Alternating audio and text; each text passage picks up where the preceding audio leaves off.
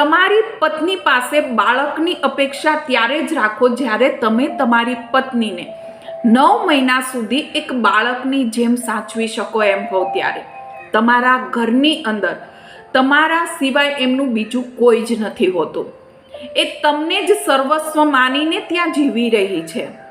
કહેવાય છે કે વહુ દીકરી બરાબર હોય, એક સાસુ માં બરાબર હોય છે, પણ એ જ સાસુ જેટલું એની દીકરીનું રાખતી હશે એટલું વહુનું નહીં રાખી શકે. કદાચ મારી વાત તમને કડવી લાગશે, પણ આ જ સત્ય હકીકત છે. જ્યારે તમારી માતા એક વહુ બનીને આવી ત્યારે આ બધું જ એમની સાથે ઓલરેડી થયેલું છે અને એ વાતને એ પકડીને અત્યારે જીવી રહી છે. એ સમય સાથે નથી બદલાણી. એટલા માટે જ્યારે તમે 9 મહિના સુધી એક બાળકની જેમ તમારી પત્નીનું ધ્યાન રાખી શકો ત્યારે જ એમની આગળ અપેક્ષા રાખો.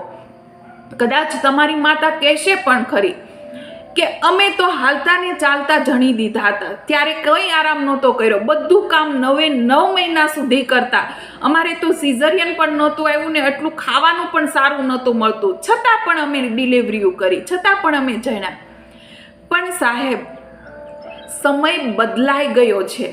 એટલા માટે પાપના ભોગી ના બનો. ગર્ભવતી મહિલાને ના સતાવો, એને ખાવાનું બરાબર ન આપવું, એનું ધ્યાન ન રાખવું એ એક એને હેરાન કરવા બરાબર જ છે.